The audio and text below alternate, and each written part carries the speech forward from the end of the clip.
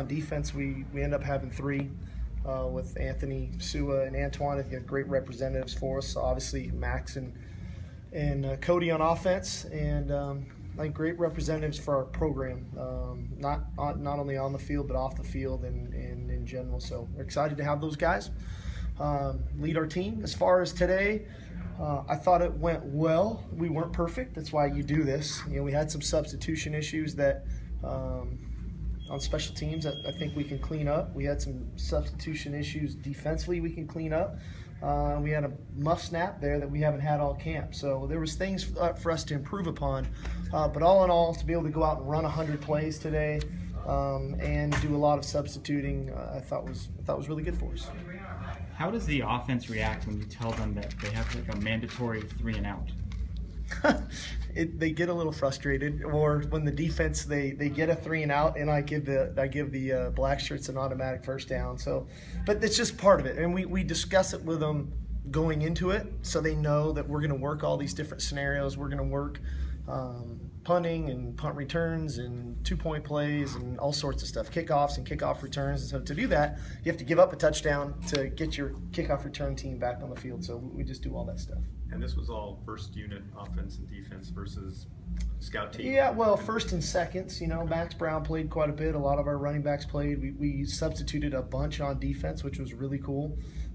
So we'll see how all that plays out next week. Obviously, Arkansas State comes to town. That's a whole different animal when you're playing a different opponent, and they're gonna be ready to play. You know, like all opponents are gonna come to the Coliseum ready to play. So we've got to, like I told the team, in my opinion, we need to be even better next Saturday. We have to continue to improve. If we don't want to just be okay, we want to be great, and to do that, you have to keep working.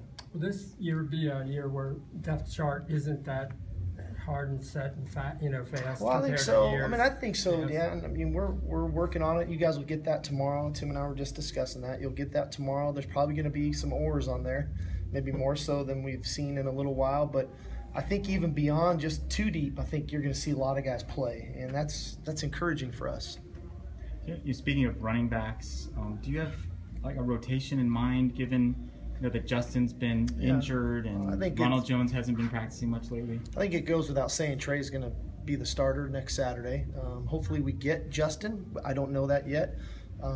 Justin, is trying to get healthy again. It's an injury that is not going to last forever, but it is something that is going to bother him some, especially at running back. I think Dominic Davis has had a good camp. I think Ced Ware's had a good camp. So, and we can always utilize Soma there, so we'll be okay.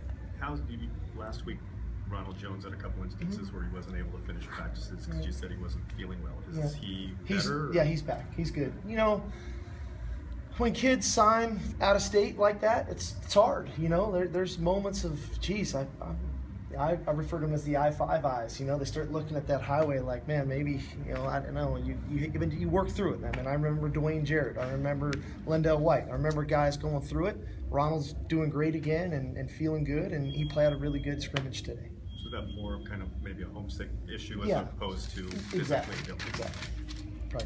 Do you know who your place kicker is going to be for field goals at this point? Yeah, I think Woody's going to be the kicker for field goals and kickoffs right now. That's not saying that Matt's not going to get some chances along the way, but Woody will be our kicker, the first time we go out. Are there any walk-ons who got a scholarship during the camp? We're going to discuss that in the next week, so hopefully we can get that nailed. Is Chad Wheeler going to be available to play and or start? I think he'll be ready to play. How much we play him is going to be the issue, Gary, and we haven't, like I said, we haven't nailed the starting unit yet. Toa's been doing a good job at left tackle for us, so and with Vianney back at guard, it makes it a little easier that way. Max Turk said that you guys used 6 or 7 guys basically with the first team. Do you like that idea, kind of moving forward and using that many? I think it helps our tempo. We can play faster. We can really speed it up, and those guys feel fresh. They're not saving themselves. How are you doing? The further we get away from last Saturday, I like being back to football. And focusing on football and being with my team.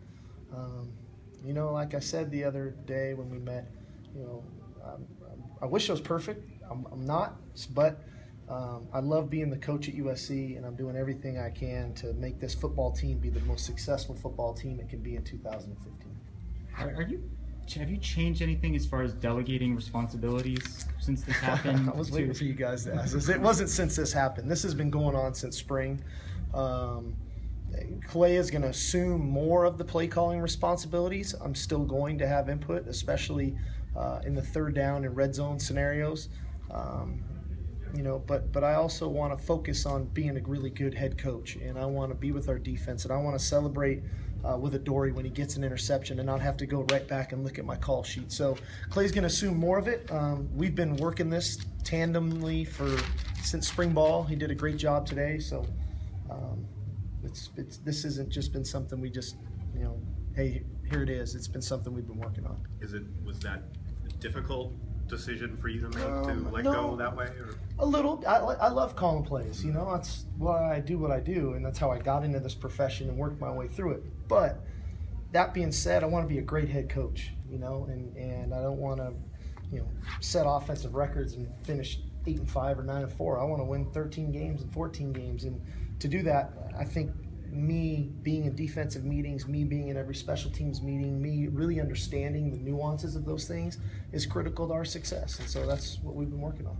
Was that your own idea to kind of start to change things in spring? I brought it up to the staff, a couple different times. What do you guys think? And kick it around. And like I said, at the end of every year, you self-analyze, and I look at myself first. I look at our offense, I look at our defense, and I just felt like we'll be a better team for it, and time will tell, obviously. So is he actually calling the play, and then you can veto it on the headset?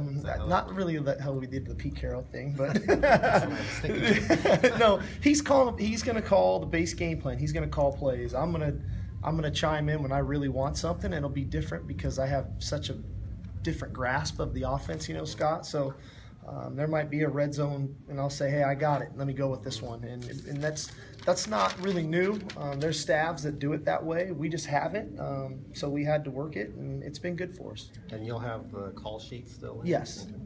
I might not be staring at it the whole time, though. We might be on offense, and I might have to go over with the defense and make adjustments. And I think that, like I said, that's going to make us a better team. Is Clay down on the sideline during the game? Yeah, Clay's come down, and T. Martin's going to go up. And that was the opposite last year? Last year, yes. Okay.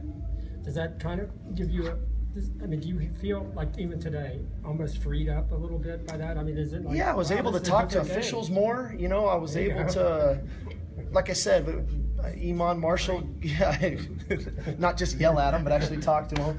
Iman Marshall got an interception today, and I was able to run down and celebrate with him and not have to pull out my call sheet. Okay, what were we just talking about? And I can be with Justin on the headset a little bit more and give him, hey, let's heat him up here, or let's, so-and-so looks like he's struggling over at corner. Can we sub him? Things of that nature. I think that dialogue will be a lot better. Did any of that have to do with how you were wearing headsets more during training camp? Yeah, we did that in spring too, if you remember. We've been wearing headsets, and so we've just been trying to work that dialogue. And I don't want to, the one thing as a play caller you don't want is somebody jumping in the middle of it. So if I'm going to chime in, it's got to happen. I can't do it in the middle, and he needs to know we're going to go for it on fourth down. He needs to know if you get 5, we're going to go for it. If you get sacked, we're punting. So those are the little things that I want to give him that information, but I don't want to be interjecting all the time. It's hard to get a rhythm that way.